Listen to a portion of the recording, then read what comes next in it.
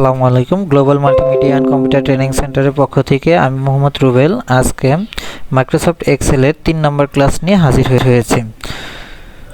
তো মাইক্রোসফট এক্সেলের কাজ শুরু করার আগে সবাইকে আবার বলে রাখি, আমাদের ইউটিউব চ্যানেলটিকে global multimedia and computer training centre এই ইউটিউব চ্যানেলটিকে সাবস্ক্রাইব করবেন, লাইক কমেন্ট শেয়ার দিয়ে পাশে থাকবেন। তো আমরা কাজ শুরু করছি। গত ক্লাসে আমরা টেবিল ক্রিয়েট করা শিখেছিলাম। এখন আমরা এই টেবিল থেকে কিভাবে ফর্মুলা ব্যবহার করে কিভাবে হিসাব করা যায় এক্সেলের মাধ্যমে এইগুলো শিখব। তার আগে আমি টেবিল শেখার আগে ফর্মুলার কিছু তথ্য আগে জেনে নেই। তো এখানে আমরা যদি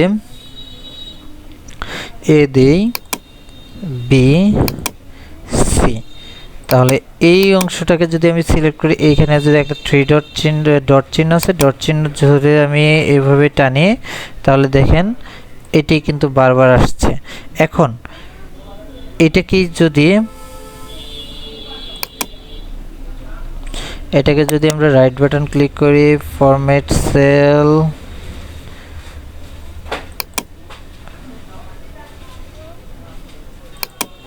যদি আমরা রাইট বাটন ক্লিক করি তাহলে পিক ফ্রম ড্রপ লিস্ট, এটাকে যদি আমরা সিলেক্ট করি তাহলে আমরা এখান থেকে যে কোনো দুইটার একটা নিতে পারবো।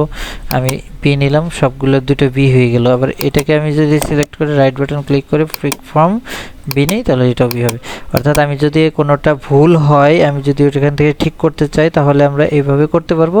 আবার যদি আমরা ফরম্যাট সেলে যাই,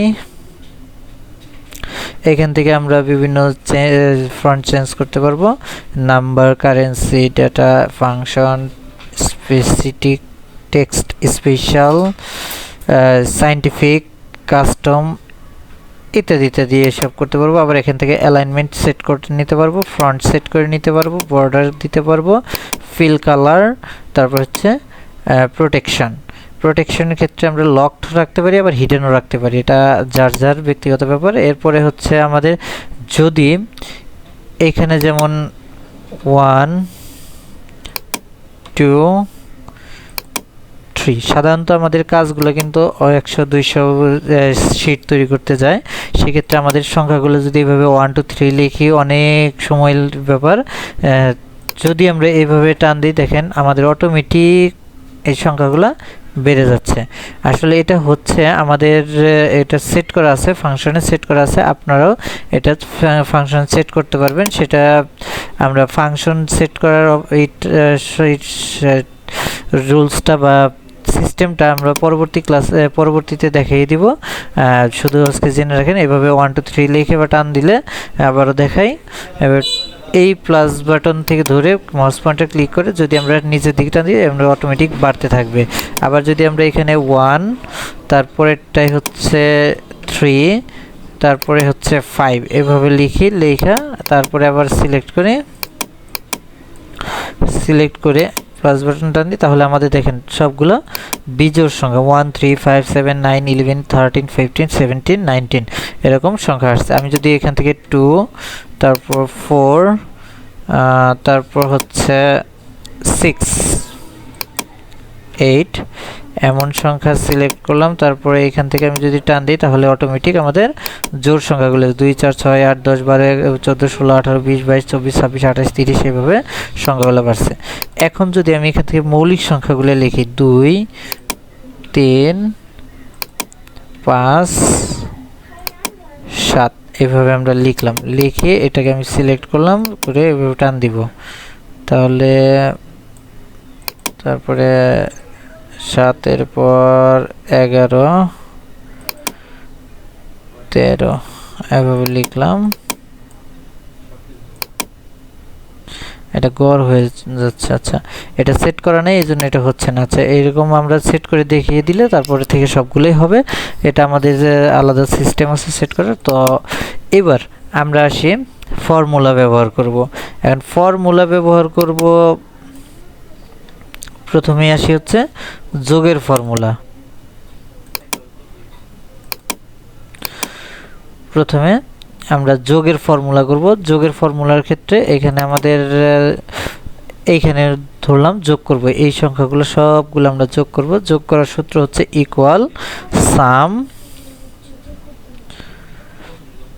তারপর যে কলামগুলো যে নাম্বারগুলো আমরা নিব, এখানে দেখেন এটা হচ্ছে 3 নাম্বার রোর ই নাম্বার কলাম, তার মানে হচ্ছে E3। এই E3 থেকে শুরু করে এইভাবে আমরা সবগুলো অর্থাৎ 8 E8 পর্যন্ত আমরা সিলেক্ট করে ব্র্যাকেট ক্লোজ করে দিব, দিয়ে এন্টার চাপ দিলাম, অটোমেটিক আমাদের যোগটা চলে আসছে।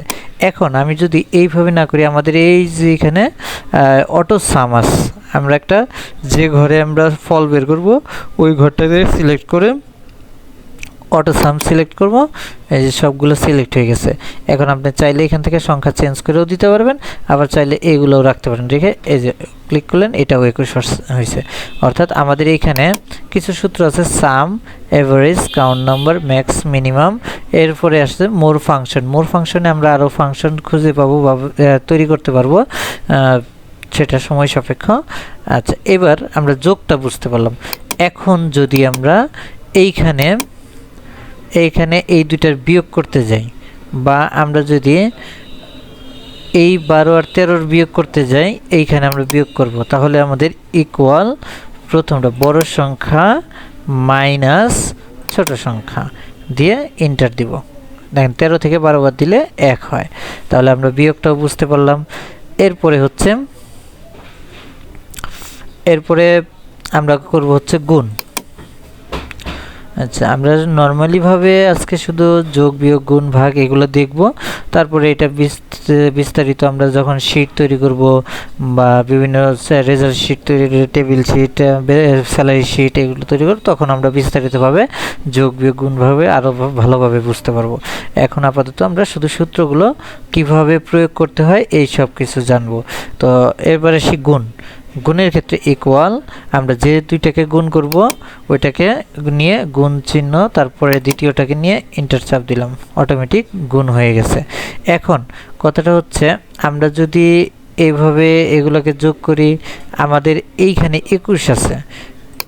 বাই ডিফল্ট আমি যদি এইখানে ভুলবশত 2 দিয়ে থাকি, চেঞ্জ করে 5 দিলাম, দিয়ে অন্য জায়গায় ক্লিক করব, অটোমেটিক দেখেন আমাদের মানটা কিন্তু চেঞ্জ হয়ে গেছে। এখন এখানে 24 আছে, আমি এখানে 3 এর জায়গায় 10 দিয়ে দিলাম, তাহলে এখানে কি হয় দেখেন 31 হয়ে গেল।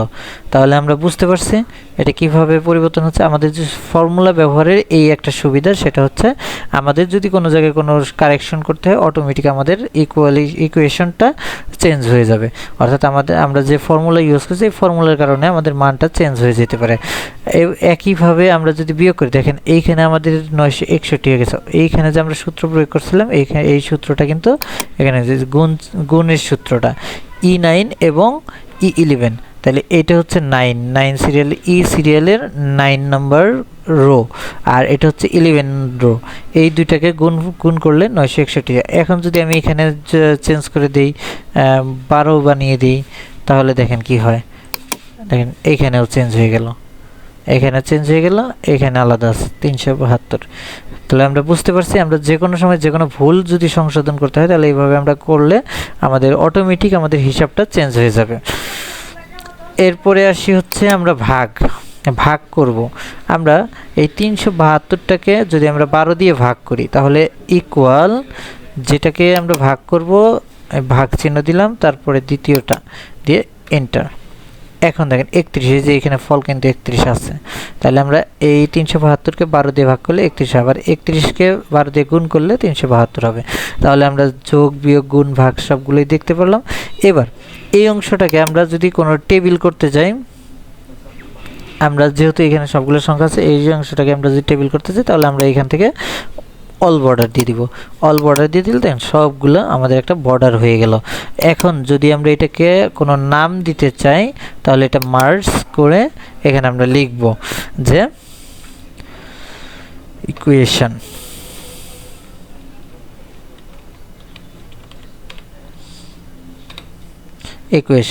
তাহলে এই যে কথাগুলো আমরা এখানে আমাদের যে কোনো টেবিল তৈরি করতে হলে এইভাবে করতে পারবো। আমার চাইলে আমি এখান থেকে টেবিল বাড়াইতে পারবো, এটা দিয়ে format as a table insert insert থেকে আমরা এখান থেকে টেবিলটা বের করে আবার করি ফরম্যাট গিয়ে ইনসার্ট সেল, তারপরে শিফট ডাউন দিলে নিচে আরেকটা অটোমেটিক উপরে একটা হয়ে যাবে। আবার যদি আমরা এটাকে আবার ইনসার্ট দিই তাহলে অটোমেটিক চেঞ্জ হয়ে যাচ্ছে, আগেরটাই হয়ে যাচ্ছে। আমরা আগে এটাকে কন্ট্রোল জেড দিই, তারপরে এই যে আইকনটা আছে আইকনে ক্লিক করে ইনসার্ট সেল দিয়ে তারপরে রাইট ইন্টার কলাম দিয়ে এখানে যদি আমরা চেঞ্জ করতে চাই বা আমরা যেটাকে নিব, এখানে আমার দরকার হচ্ছে নিচে একটা ঘর করা, এরকম একটা নিচে ঘর করা।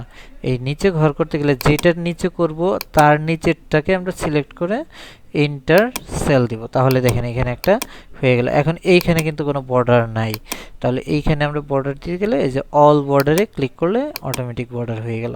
এখন আমার দরকার হচ্ছে আমার এই দুইটাকে কোনো বর্ডার রাখবো না, তাহলে এই দুইটার ক্ষেত্রে আমরা নো বর্ডার দিয়ে দিব, নো বর্ডার। তাহলে এইখানে দেখেন তিনটা কিন্তু হয়ে গেছে। এখন এটাকে আবার বর্ডার দিতে হবে, তাহলে এটাকে যদি আমরা বর্ডার দেই তাহলে এটার বর্ডারের ক্ষেত্রে এটা দিতে হবে, বা এটার ক্ষেত্রে আমরা দিতে পারি হচ্ছে এই বর্ডারটা। হ্যাঁ, আবার এইটার ক্ষেত্রে দিলাম, এটার ক্ষেত্রে আমার বর্ডার দিতে হবে, আমি বর্ডার দিয়ে দিলাম। মোট কথা হচ্ছে আমরা টেবিল যে কোনোভাবে ক্রিয়েট করতে পারবো। এখানে যদি আমি প্রিন্ট প্রিভিউ দেখি তাহলে আমরা এখান থেকে দেখা যাবে কিভাবে প্রিন্ট হবে, এই যে এই আকৃতির প্রিন্ট হবে। এখন দেখেন আমরা এই অংশটাতে দাগ আছে কিন্তু এখানে কোনো দাগ নেই, তাহলে এই দাগটাকে আমার দিতে হবে। এখন তাহলে এইখানে আমরা কি করব, এটাকে সিলেক্ট করলাম, সিলেক্ট করে অল বর্ডার দিয়ে দিলাম।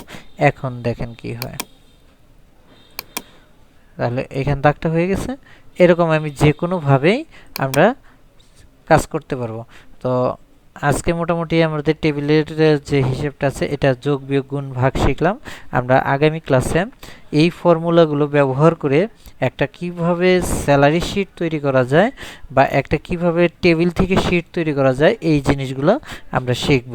তো এই আমাদের পরবর্তী ভিডিওগুলো দেখার জন্য আমাদের ইউটিউব চ্যানেলটিকে সাবস্ক্রাইব করবেন এবং পাশে থাকা বেল আইকনটি চেপে দেবেন যেন আমরা আমাদের পরবর্তী ক্লাসগুলো সহজেই আপনারা দেখতে পারেন।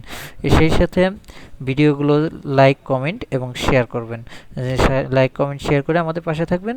ধন্যবাদ সকলকে, আসসালামু আলাইকুম।